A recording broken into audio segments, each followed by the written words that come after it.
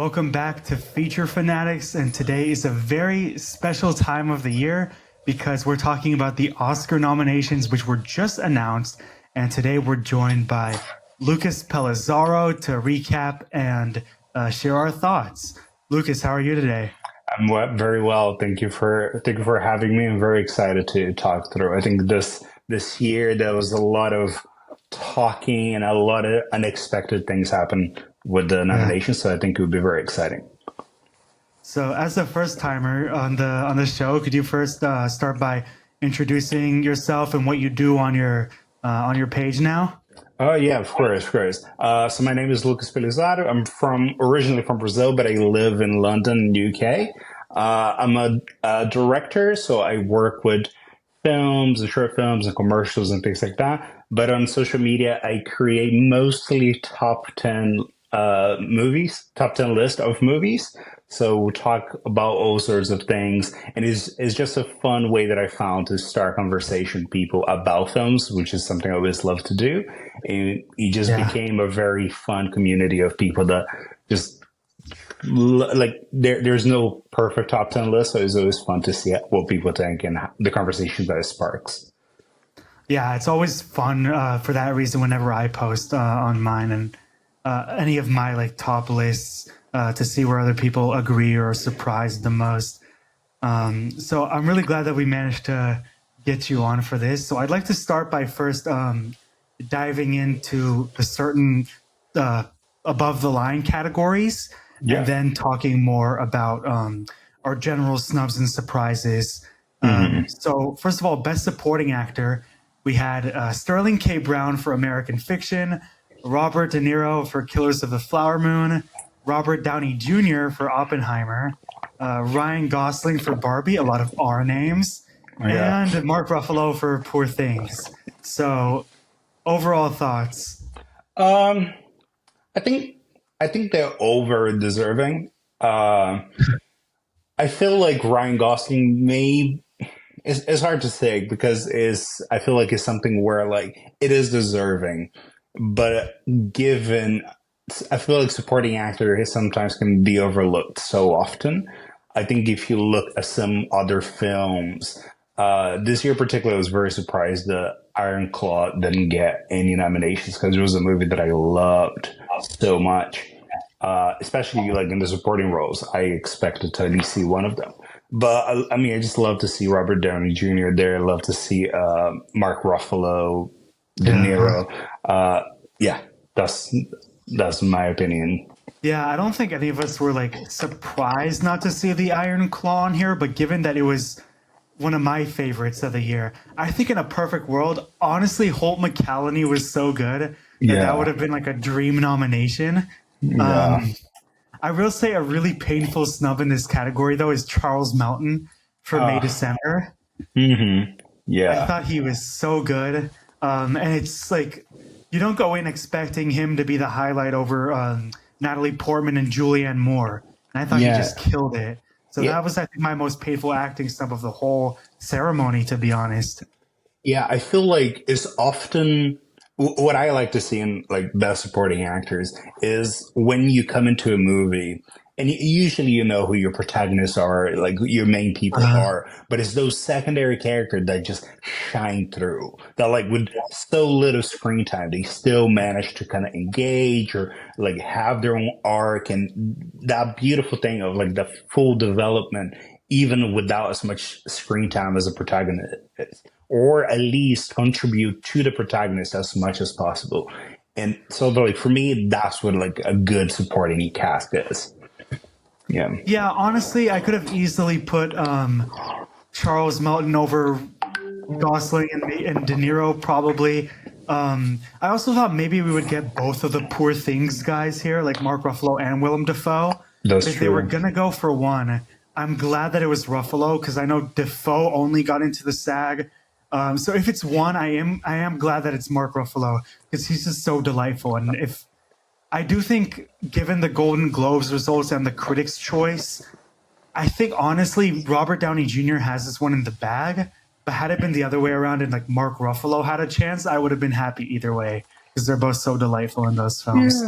I wouldn't be surprised if Robert Downey Jr. didn't get this because I feel like Yeah. often he feels. I think in some categories is very clear, but I feel like especially like supporting actor, best picture, there's often surprises. I would love to see either Sterling or Mark Ruffalo getting best supporting. To be honest, Only thing that like Mark Ruffalo wasn't nominated for the SAG, right? And that's like the actors.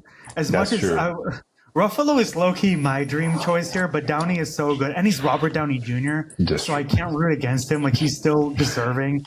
Sterling K. yeah, Brown is like one of those that I'm just delighted to see him now as Academy Award nominee, Sterling K. Brown, because he's yeah. had such a great body of work. He did Waves. He's done all this other stuff where he's either really dramatically heavy or super hysterical, and he's so funny in American Fiction that I'm so happy that he got that nomination. Um, so for supporting actress, we had Emily Blunt for Oppenheimer, Danielle Brooks for The Color Purple, America Ferrera for Barbie, Jodie Foster for Naiad, and Davine Joy Randolph for The Holdovers. Do we think this is the easiest acting race to call this year? I mean, it might be. It might be. To be honest, I was so surprised when I saw America Ferrera nominated because I just Yeah. not that she didn't deserve like that speech in Barbie is like, but I feel like that whole character had that like build up to that moment, and I feel like deep like it's like I mentioned before, like a supporting actor is like someone who's like there. And I don't know, from all the Barbie nominations that I feel like they did deserve, this one wouldn't necessarily be one that would jump out at me. But I just absolutely loved Emily Blunt and Oppenheimer as well. I Mhm. feel like, I mean, you'll probably see throughout this podcast, but I just absolutely love that movie. Of And I feel course. like Emily You and Blunt me both. is screamed out, given the cast of that movie, how she every time she was on screen, she was so strong. Uh, she would be my pick at least. Yeah, I think. Can you believe that this is Emily Blunt's first ever Oscar nomination? That's Because she's absurd. been, I mean, she did Sicario, she did all these great movies. She was nominated for SAG Awards and Golden Globes for stuff like A Quiet Place, Mary Poppins Returns, Devil Wears Prada, and so on. Um, this one seemed like she had this nomination in the bag, and I'm glad that they finally gave her the recognition. I mean, she's such a beloved actor. You don't even have to really be into films to know who she is. So I'm so glad that she's finally gotten this recognition. Um, Yeah, no, that's true. but That's absolutely true. honestly, I think Divine's winning. I think she deserves it too. I think Yeah. she's so good in the holdovers, and I think once she won the Golden Globe, I thought it was kind of safe for her, and now she's winning everything else. Um, she's so terrific in that movie. Hmm. And to bring it back to America Ferrera, I was surprised by the nomination a little bit. Um, I'm more happy for her as a person because I think a lot of it came from her activism and her publicity that she got this year. She got some career achievement awards, and I think that really helped her campaign. Obviously, she has a great monologue that's for good reason resonated with audiences, especially women. Um, but this is one where I'm more happy that she as a person is now an Oscar nominee than this was my favorite performance necessarily. Hmm. Um, I would have nominated someone over her like Julianne Moore in May December, Mm. or even Danielle Brooks is fabulous in The Color Purple, but Taraji P Henson kind of steals that movie. Yeah. Where I would have loved to have seen her nominated as well. Yeah, yeah. In my defense, I haven't had the chance to see the Holland over. Yes, so Oh, so that's just on me. But I mean, I do love her work, and I'm looking forward to actually watching this. Hopefully this weekend. yeah, Holdovers is one of those. I actually watched it a second time when it came out on digital with my parents, and it's one that leaves you with a really good feeling. I think it's one of those. It's one of the, I think, easier to watch of these movies, considering some of these are heavier. But Yeah. we'll get into that. So best actress, we had Annette Bening for Naiad, Lily Gladstone for Killers of the Flower Moon, Sandra Huller for Anatomy of a Fall, Carrie Mulligan for Maestro, and Emma Stone for Poor Things. Now, this one I think is, in terms of winners, this one I don't think is set yet. In terms of, I think we're kind of 50-50 right now with if Lily Gladstone or Emma Stone is winning this. What do you Oh think? yeah, I would absolutely agree. I would love to see Gladstone win, but Emma Stone, like, I feel like she found this niche of movies of like this weird, odd that she owns it so well. And Poor Things was like this perfect project that just encapsulated her into this 100%. Uh, I mean, honestly, I'm happy to go either way. I would be very surprised someone else took it. Yeah. But I do think they're both wildly deserving. Yeah, I'd be delighted either way. I would honestly call those two my top two favorite performances of the year. Emma Stone, I mean, I've seen her talk like about her collaborations with Yorgos, like you said. She's found this great niche of films Yeah, that she's done with him. And she's talked about how Bella Baxter is like her favorite character that she's ever played, which is really yeah, cool. Um, yeah. but I also think the Academy might not want to resist the chance, sort of like the way they did with Michelle Yeoh last year with giving like the first Native American actress an Oscar. Now that she's also the first nominee, and I'm not saying she wouldn't deserve it. She would still be deserving, Lily Gladstone. But I think when they have that opportunity, they would like to maybe embrace that, especially considering they've had a history of snubbing women of color in the lead That's actors true. in the past. That's true. And I mean, honestly, Killers of the Flower Moon wasn't my favorite movie of the year. But like, I remember very vividly, her performance was the one thing that I kind of left the movie with because, like, it's like, it's so subtle, but it's so strong. And she goes through so much. And I feel like Robert De Niro and Leonardo DiCaprio are like this duel, and they kind of like operate the film, but she's kind of like the heart of the film throughout the whole thing. Yeah. So yeah, but I do agree. Like, it feels like a very niche opportunity. It is deserving as well. So I think it Mhm. might lean that way just because of it. But I Yeah, mean, Emma but Stone as well is always brilliant. yeah, I like I said would be happy either way. Um, and just like again, it would be a terrific moment for representation. But I also think Emma Stone, if she won her second Oscar at this point in her career, no one would be complaining either. Yeah, yeah, I would exactly. say, look, Annette Bening is great in Naiad, but I would have loved to see Greta Lee nominated instead for Past Lives. A Yeah. lot of people would have even nominated Margot Robbie for Barbie. I don't know if I would hmm go that far with them, but that's like I guess a lot of people are saying that's one of the glaring snubs for them. Yeah, I mean, see, I feel like for me is mostly because I find, especially when it comes to like best actor and best actresses, I find that most movies are like male led, which means the female are it's not often the male lead.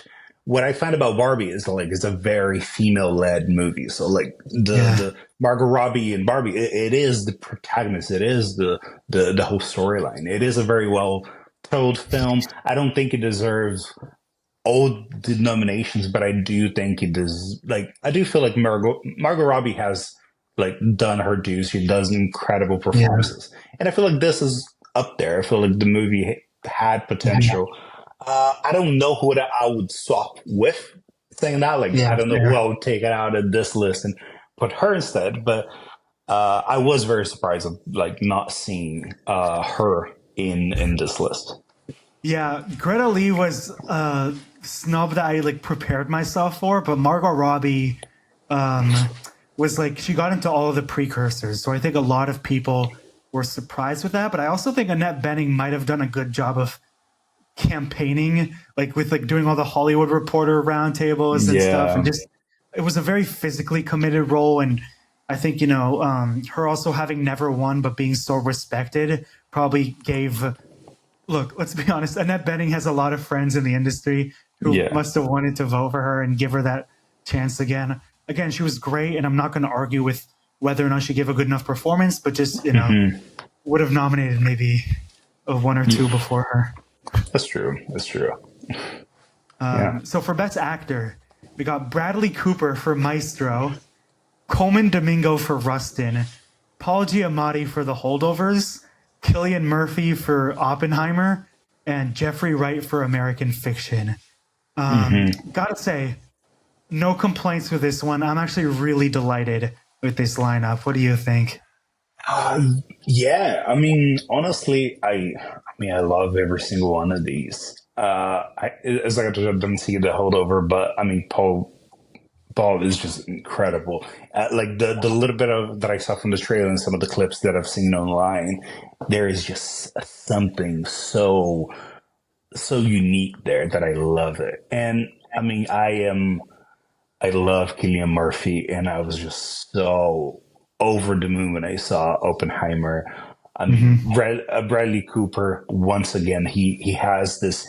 You can really see the passion every time he makes a movie, especially coming like in this kind of like director and like lead at the same time. He'd done that before with Star is Born, and I thought that was a very well deserving film. This again just shows how committed and how disciplined he is to like making a good film, and I just absolutely love seeing that. Yeah, it also goes to show that American Fiction did so well, but also Jeffrey Wright is such a respected actor, and he Yeah. has been for decades, that they wanted to take this opportunity and be like, make him an Oscar nominee. And similarly with Coleman Domingo, I mean, I was kind of scared that he wouldn't get Yeah. nominated just because Rustin didn't really have a shot in any of the other big categories. But he was so fantastic in that movie. Like even if you thought the movie was just okay, I thought he stood out so well.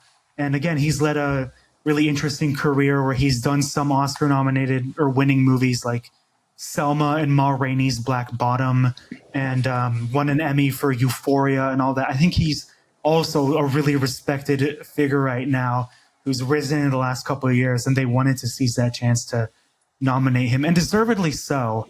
It's interesting that Bradley Cooper didn't win any of the precursors already, because I thought he was finally going to win Best Actor. But now it's looking maybe 50-50 again between Cillian Murphy and Paul Giamatti to win. Yeah. I would Yeah. Who would you give it to? honestly, I would love if Paul Giamatti won, just because he's so savage, but also ends up being like really lovable in that movie. When you watch Nice. The Holdovers, I think a lot of people would call it his career best work. Would not be upset if Cillian Murphy won, because he's so transformative in that. Like even the way he acts with his eyes, and leading a 3-hour movie is no easy feat. And we talk about actor-director relationships today. He and Nolan, I mean, have Yeah. such great 6 movies now. Yeah, it's incredible. Incredible. I think personally, I think Cillian Murphy will win. Just I think the magnitude of Oppenheimer, I think, it lands completely on Cillian Murphy's shoulders. But if I could, I would love to give it to Jeffrey Wright, because I feel like that performance. I don't know. There's something about him, something about his voice and how he portrays himself that I just think I would love to see that as like one of those surprise wins at the Oscars. Uh, but if I'm being conservative, I think Cillian Murphy will probably take it. Yeah, Killian has a great shot. Jeffrey Wright, this is not like, if you had told me a couple years ago this is the movie that would get him an Oscar nomination, we would be like, oh, interesting, because he's so known for his dramatic heft that the fact that he plays so much like straight comedy in American Fiction kind of shows that he had this range all along. Yeah. And I love that American Fiction. I love it when first time filmmakers get their movie nominated for Best Picture, which is great. Yeah. So, best original screenplay, we have Anatomy of a Fall, The Holdovers, Maestro, May December, and Past Lives. I'm not sure who's going to win here. I think, Mm. Holdovers is very beloved. Anatomy of a Fall won the Golden Globe. If I had to call it, I would say Past Lives is winning, but I'm also biased because that's potentially my favorite movie this year. And it's just, I think the script and the story really resonated with a lot of people. Yeah, I would agree. I would agree. I just absolutely love the complex. I think they took something that would usually be very stereotypical love triangle, but they made it. They brought certainty to it, and they brought like there's something so beautiful. And I believe it's a first time director as well, which is just Yeah, this is her first film. is absolutely insane. Like that quality of like sensibility in that film. And I think that lends itself a lot to the writing. I think there's not a word in that film that is misspoke or reused. It's like it feels perfectly like a dance, like perfectly combined. I just love that. Yeah, I've seen Past Lives twice now, and the way it's written and made is so intimate and enchanting that, like, this is her first film. I could only dream of making a movie like that. And it's so beautiful. I think it would be a shame if they didn't give it original screenplay. It's only nominated for picture and original screenplay, only those two categories. But on the other hand, that didn't stop them from giving adapted screenplay to women talking. So I don't think that denigrates its chances at all. No, that definitely doesn't. I think sometimes I don't feel like a movie necessarily requires to like get nominated in a lot of categories, as long Yeah. as the categories where the movie really shined through, it's given a chance. I think it could take the win very easily. Yeah. And it's interesting because the Writers Guild Awards is only happening after the Oscars this year due to the strike and them delaying it. So we're going to have less precursors to see what happens with writing. So I'm rooting for Celine's song to take this Yeah. one home. And for adapted screenplay, Hmm. oh, by the way, do you have any snubs for original screenplay? Anyone you would have subbed out? I don't know. Maybe not for original screenplay. Yeah, you're happy with this. I Yeah. Yeah. I don't know. I don't know. I personally, I think Maestro is very good, but if we're talking just about screenplay, I wouldn't have minded switching it out for like Saltburn. I Ooh. loved the writing in Saltburn, and I Oh think yeah.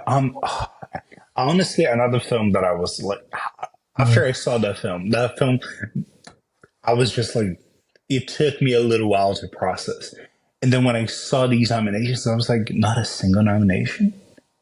And I yeah, was like, how is this even possible? This movie I was thought like, it could have maybe gotten in for cinematography. I would have loved it yeah, too. Um, at least yeah, Emerald Fennell won original screenplay for her last movie, so that's not that's the end of the true. world, I guess. That's true. That's true. Yeah, maybe I wouldn't. Maybe I would have loved this. Maybe in original screenplay could have fitted quite nicely because it is a very well written story for sure. Yeah, so for adapted screenplay, we have American Fiction, Barbie, Oppenheimer, Poor Things, and The Zone of Interest. This is one that I'm kind of clueless in predicting.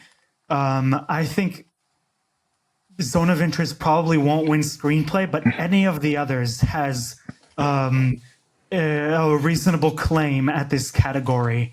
Whether Oppenheimer wins other categories, I think is might be a little more obvious. I always think screenplay is a little more interesting if they give it to that, or if I would have to call it now, I would maybe say American Fiction because I've seen like if you see some of the recent winners they've given this to, like Black Klansman, Jojo Rabbit, Women Talking.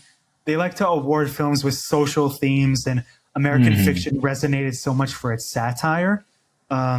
But I again could see Barbie or Poor Things winning, even Oppenheimer, considering it's the leading nominated film. If they love it enough to award it for writing and directing, we'll get into that. Yeah, I think I think this might be one of the few Oscars that Oppenheimer won't win. I just Yeah, find it that exactly. I just find it that they tend, especially screenplay, because if you notice every year there are certain movies that are nominated for screenplay that they're not necessarily nominated for other categories. So I feel Mhm. like it is often a way for them to include some movies that maybe are not necessarily part of every single category. So I agree with you. Either American fiction, I mean, American fiction, Poor Things, possibly Barbie. I'll give it a Yeah. like a 40-40-20% kind of. Yeah. I think Barbie, the only reason they would give it is because maybe just because it's Greta Gerwig and she Yeah, hasn't won yet. And this is her only nomination this year. yeah, that's true. That's true. So for directing, we have Justine Triet for Anatomy of a Fall, Martin Scorsese for Killers of the Flower Moon, Christopher Nolan for Oppenheimer, Yorgos Lanthimos for Poor Things, and Jonathan Glazer for The Zone of Interest. And given how the precursors are playing out, given the passion for Oppenheimer, I think if anything, directing is safe to call right now, which I'm sure we're both very happy to say. Yeah, Christopher Nolan, 100%. Yeah. There's no doubt in my mind. This man deserves an Oscar. This is very hard for like. I feel like often directors when they make films, they only become classic after like a certain amount of time where the movie kind of settles. I feel like Oppenheimer is a movie that you saw and you felt like, oh, this was a moment. This movie Yeah. was Yeah. this was a spectacle. And I mean, he is absurd that he hasn't is never like been even nominated because the work that he's done before is Oh, he's been nominated has been before. nominated. Oh, okay, okay. The This fact that is he hasn't He was won. nominated for directing for Dunkirk, but he's also been nominated for writing and producing for Memento and Inception. Okay, okay. Oh no. What I So I think saw, I eight think, times is that he total never now. won before. Okay, so He never but won. he That might have definitely been it. deserves to win from all the movies that he made. Yeah, yeah. I absolutely love all the movies he made before, but this is by far the best film he has ever made, and I think it's very deserving.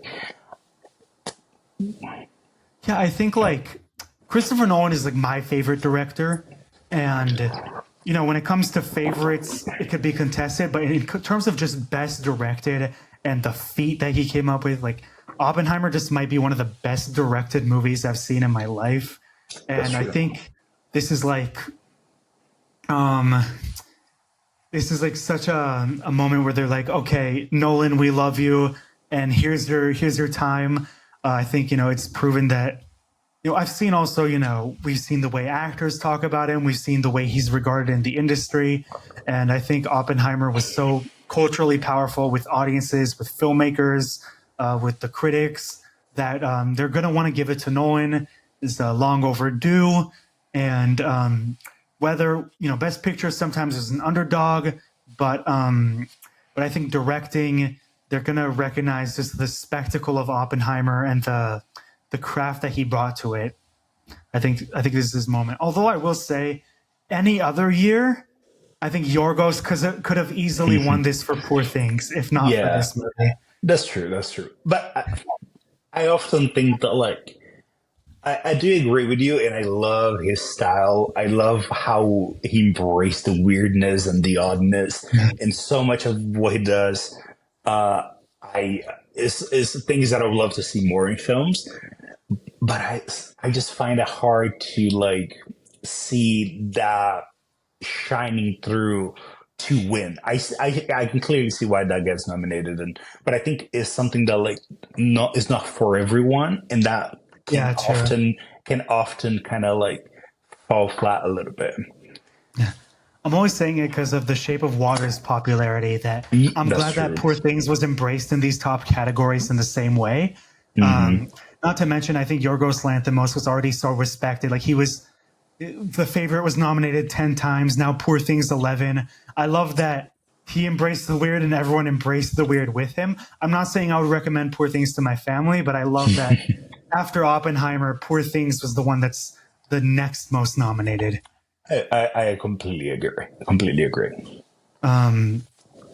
So are we happy with this five? Is there anyone we would have subbed in? What do we think? Oh, I mean, I love Greta Gerwig. I Yeah. do think that movie was well put together. I'm surprised to not see Bradley Cooper, just because I felt like that movie was almost being made to like for best actor, best director. Mhm. But again, I don't know if I would swap any of these. I love that Martin Scorsese got nominated, even though I don't feel like Killers of the Flower Moon is my favorite film he's made. But I mean, I just love that this man is so good at his craft. So yeah, I and just, it still feels special compared to what he did. Like it's a different depiction of violence than Scorsese's other films. mhm. And personally, I think I'm very happy with this lineup. Like Jonathan Glazer, The Zone of Interest was such an incredibly made movie that it's one of my favorites of the year. And I think he did such a visionary job with that. And I honestly do think Justine Triet deserves to be here too. I understand, Greta Gerwig, her energy, her personality brought Barbie into the entertaining and meaningful film that it was. But even before her, I would have put in like Alexander Payne, even in directing, or Mm, Celine Song. Honestly, I think Barbie's 8 nominations, like the fact that a Barbie movie got 8 nominations and was as good as it was, I think is already the win. So I'm just yes. happy that it was here at all. But I do understand, like, it's interesting that Gerwig was also snubbed for Little Women. But like if she had never been nominated for directing, not even for Lady Bird, maybe I would have been outraged too. But I'm honestly still Mhm. really happy with this lineup. So, Best Picture, we have American Fiction, Anatomy of a Fall, Barbie, The Holdovers, Killers of the Flower Moon, Maestro, Oppenheimer, Past Lives, Poor Things, and The Zone of Interest. How many of these have you seen, by the way? I haven't seen all of them. I haven't seen Anatomy of a Fall. I haven't seen The Holdover, and I haven't seen The Zone of Interest. All the other ones I've seen, or at You've least I seen a good know enough. seven. Yeah, yeah. I mean, what I love about like the nominations coming out as well is that like is almost like here's a list of movies you need to make sure you've seen within the next few weeks, and then I usually add that immediately to my watch list, and I make sure because I mean, just getting nominated it means that there is something there. It's not always means that it's a movie that I will like, but it means that enough people like that I should be aware of it. Yeah. Look, I think in terms of like this is a very diverse lineup of films. We have blockbusters like Oppenheimer, and then full-on indie films like Past Lives and Anatomy of a Fall, multiple international like foreign language films, and a record 3 films directed by women, which is great to see. In terms of winning, look, Oppenheimer has such a passion going for it that I don't see any movie like upsetting it this year. Um, I know we said the same thing about La La Land and then Moonlight beat it back in the day, but Yeah. I think for now Oppenheimer is safe. Um, Even though like you never know, like American Fiction wins only screenplay in this, but I think for now it's looking very good. I just think it's a terrific lineup of movies, even if you like one more than the other. They're such great films, and most of these made my top 10 of the year. Yeah, I mean, I find the best picture can often be a surprise. I don't feel like I feel like the it's not always as predictable as we all feel like it's going to be. So I feel like, for example, Yeah. like you mentioned, La La Land, perfect example. Like La La Land was like win after win after win, and then all of a sudden, Moonlight goes and takes the that win. So I agree with you where I feel like Oppenheimer is the favorite, but I find that sometimes there are a couple of movies at the end of the year that kind of sweet talk their way into the best picture. Uh, I Mhm. wouldn't be surprised if something like Past Lives or Poor Thing won best picture. So it might be Yeah, I think Poor Things is like the most reasonable upset. Mhm. Um, I wouldn't be upset with Poor Things winning this, but I do think Oppenheimer would. Yeah, yeah. Would it's looking good for now. That's all I'll say. But we Yeah, never I know. agree. I agree. I agree. It's like we mentioned. It's like it was this spectacle, this kind of like shot completely in IMAX. First movie to ever have Yeah. IMAX in black and white. All like Uh-huh. effects. There is all this story behind it. There's an absurd cast. Christopher Nolan. Like it is like as perfect as you can make a film, and is about a historian figure, is about like like an important moment. All these things tend to kind of chip in to like push the movie to win. If this won Best Picture, it would definitely be like those other Best Picture winners, like Lawrence of Arabia, Mm, Amadeus, Schindler's List, like these 3-hour historical epics with massive scale and cinematography and casts and historical merit and immense storytelling. I think that would be a terrific winner. It's not the only wonderful film that's nominated this year, but I think for now, it looks like the passion is there. it does. It does. I feel like, Um, I mean, every person that I know have seen Oppenheimer loved Oppenheimer, and is just it is deserving. What I love is to make to like look at a list and just see good films. As long as I love the idea that like I'm happy for anyone win. I know who kind of might be the favorite, who might be my favorite, but like overall, I just love how well this kind of celebrates filmmaking and how yeah. it really embraces kind of like more indie films and some. I feel like as long as it's valuing well made movies, I think it doesn't matter where the spectrum it is. If it was Mhm. made with $1 million or $200 million. Yeah, and to think that like in this post-pandemic era where we were concerned about drama films versus franchise films, this movie goes ahead and makes lots of more money than Indiana Jones, The Flash, Mission Impossible, Spider-Man, even Guardians of the Galaxy, and so on. And it was just an event. Like you had to go watch Oppenheimer because it was Nolan, because it was in IMAX, because it was this team that came together and made this movie about this story at this moment, which Yeah, I mean, like the fact that people are still like the fact that it's being re-released, the fact that people are still getting hyped over like the smallest aspects of Oppenheimer speaks a lot to how much it reached like even the mainstream audiences who usually just go to see action movies. for Um, sure. Yeah, no, definitely. I think especially because it had the whole Barbie Hyman thing, and then yeah, he just gave so much attention, so much.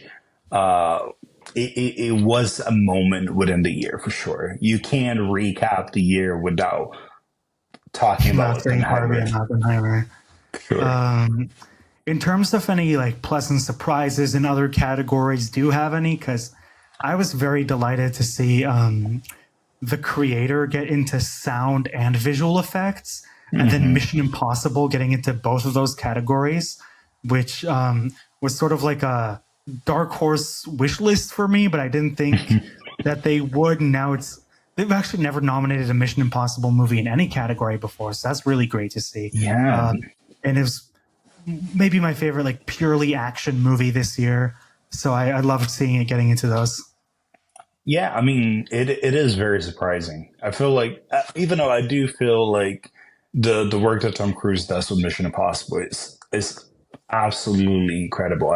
Love uh, I love how entertaining they are. I feel like Mission Impossible is a movie that like you go in, you go have a good time. It's a spy movie, like stunts and fun. But in terms of being surprised, I'm surprised that Napoleon wasn't nominated for more. I don't. At the same time, I wouldn't know where to put it, but I expected at least a couple of more nominations for Napoleon. I mean, Ridley Scott, Joaquin Phoenix. I think another historic, like huge historical figure. I just expected to have a bigger impact. When I saw, it, I was very, very surprised. Honestly, I'm a little surprised that it even got three because I thought like maybe only visual effects, maybe only costume design, but it managed to get into, let's see, costume design, visual effects, and production design. So it seems like they liked the technical aspects of it enough. But I remember it came out and it got really mixed reviews. I thought it Yeah. was okay, like it was good enough, but definitely I thought maybe they would just gloss over it because I just remembered when the Last Duel came out from Ridley Scott a couple years ago, and critics really liked it, but it got no nominations in any of the ceremonies. So I thought maybe Napoleon would suffer a worse fate, but I think it deserves those categories. I wouldn't really nominate it Hmm. anywhere else. Hmm. I think from an action technical perspective, it's very good. I do think it's better than House of Gucci. Maybe not better than The Last Duel, but yeah, Yeah, that's fair. I mean, I love to see the creator here as well. I feel like it's a movie that kind of sneaked its way into people's homes. I feel like it's a film that like there was so much about how it was being made, the fact that it was being made on like a smaller camera and all these things. But it's a movie that I personally really enjoyed. yeah, me too. And I just, especially with visual effects, I think it was really good. Happy that it got sound as well. Uh, yeah, I mean, Actually, funny story. I rewatched it 2 days before the nominations announcements, and I remember mhm, thinking, like, "Wow, they really invested into the sound of this world. That should yeah, honestly get nominated." But I didn't think it would, just because it like there's only one sound category now, and it wasn't like their favorite, anyone's favorite. But it got in, and Mission Impossible got in. I think hmm, it will probably win Best Visual Effects, the creator, and it would hmm, deserve it because I think it's one of the most visually beautiful action movies of the last couple years. Um, the way it creates like this immense futuristic world, and I personally thought it was just an overall really great sci-fi film. I know some people had its issues with it, the story being kind of cliche, but I think the execution just did it so many favors that I'm glad it got into those categories. Oh yeah, yeah, I agree. I agree. I think it was very well deserving, especially of visual effects and sound.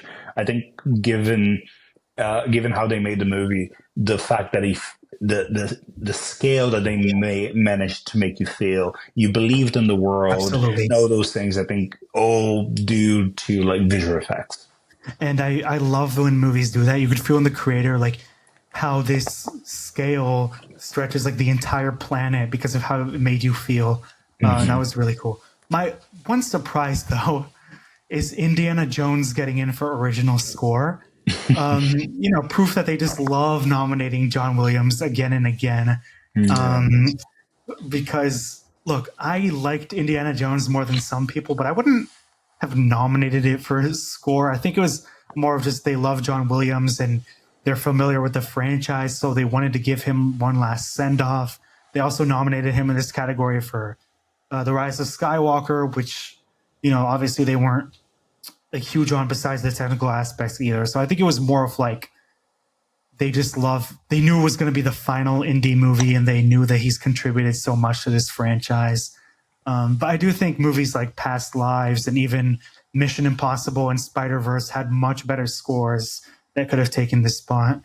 Oh yeah, for sure, for sure. I mean, I agree with you. Often you see a couple of nominations that feel like more a pay of respect rather than like this was a well deserving work, which I'm not too sure how I feel about it. But at the same time, like some people do deserve to be at least mentioned.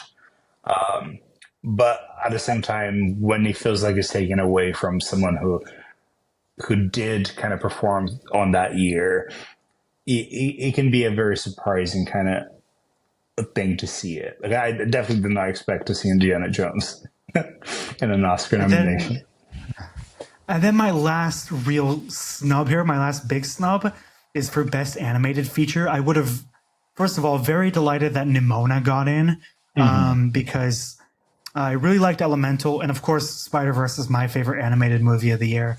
But I know that Nimona had missed out on a lot of the other precursors, and I had seen it when it came out in I think June, and I really liked it. But I know it wasn't one of the most watched animated movies of the year. But I was so glad that it got nominated because first of all, it almost didn't get made. They almost canceled it completely, and then they uncanceled it. And also, for an animated movie, it's not only lovely storytelling and animation, it's also got great queer representation. Um, but I will say my big snub in this category is Teenage Mutant Ninja Turtles Mutant Mayhem. Yeah. I'm not a huge TMNT fan, but I had such a blast with that movie. I thought the animation was great. I thought it was so entertaining. I thought it evoked a bit of, not as good as, but it evoked Spider-Verse in that way of like superhero, like comic-esque drawings. And I would have loved to see them recognize Mutant Mayhem for animated. Oh yeah, I absolutely agree. I feel like Spider-Man, the Spider-Man films kind of started that a little bit, where they Yeah. took animation to a new kind of level, where like they made movies that can only ever be made in animation, and that's what I love so much about it. Like, you can have a live version of this, and I feel like this Teenage Ninja, they took that even further. They played with that in their own kind of way, and yeah, I agree. I would have loved to see that represented here. Yeah, I just again, I especially after we saw the most recent the Michael Bay produced ones in 2014 and 2016, and now watching this one, I think we saw how the energy and animation did it so many favors, and also having them voiced by actual teams. I thought it was tons of fun, and I think anyone who went out and saw that movie would agree that it was like the perfect new reboot for the Ninja Turtles franchise. So I would have loved to see it nominated. I personally thought it was even better than Elemental, even though I like that too. I haven't seen Boy and the Heron yet. Have you? I've seen a couple of things. I heard some mixed reviews, but I do feel like he might take it, just because, again, that kind of representation of like as someone who has done so much for cinema. Yeah. Yeah. I kind of think it's 50-50 now. So like Boy and the Heron won Golden Globes. Spider-Man won Critics' Choice. So look, I think there's a lot of passion for Spider-Verse, and I think the fact that both Toy Story 3 and 4 won the Oscar in this category gives me the confidence that they wouldn't mind giving it to Across the Spider-Verse.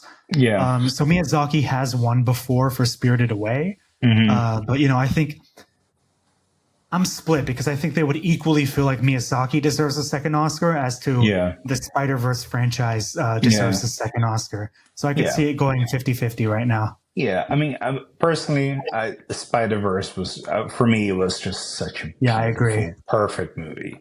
So I would love to see that being recognized. Me too. Yeah, I would have even loved to see it for best score or sound. Oh yeah, for sure. Which is interesting that Daniel Pemberton has actually never been nominated for a score. He was nominated for song once for Trial of the Chicago 7, but he's still never been nominated for his actual score composition. So maybe Beyond the Spider-Verse, we'll see. We'll see. So yeah, anyway, that concludes a great talk at the 96th Academy Awards nominations. The ceremony's on March 10th, so we'll have a lot more to say. Again, 2023, such a wonderful year for movies, and I love seeing a diverse list of films. I think these Oscars will have something for everyone, including the mainstream, including the more indie crowd, and so on. Yeah, I completely agree. I feel like 2023 was such a great year. So many incredible films came out. From all aspects, from the indie films to the huge blockbusters. And I feel like more and more we're kind of bridging that, where you just watch a movie and it's just a good film. You don't care necessarily how, where, and when it was made. You just enjoy good storytelling. Sometimes it's a couple of people walking on the street. Sometimes it's a huge explosion. And it all can be great films for sure. I do think Greta Gerwig deserves all the credit for the great stuff she did for Barbie, but I do think perhaps what bridged the gap in terms of franchise films with the Academy. I think Black Panther might have started this trend because after Black Mm, Panther, we got Joker, Dune, Avatar 2, Top Gun 2, and now Barbie. So I think perhaps that was sort of like the first seed in them like embracing franchise films in Best Picture a lot more. yeah, Um, yeah. I feel like as well. I feel like these movies are getting better as well. I feel like there was a very clear difference between like good films and kind of popcorn films, and I feel like there is no reason why a huge film can't be well told, emotional, and like take you through a journey. I feel like the movies you mentioned just now are the perfect example of this. Like Dune, incredible like scope and story and development.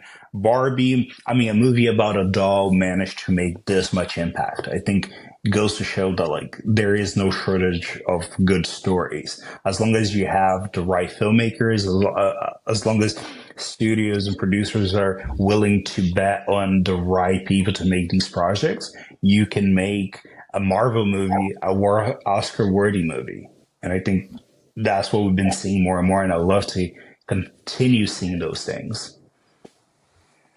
yeah, for real. Maybe who knows? We'll be here talking about the Minecraft movie in Best Picture.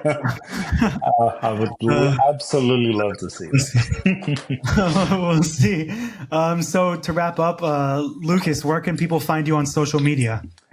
So you can find me at Lucas Pelizaro, which is LucasPelizaro. That's on any of the social media platforms.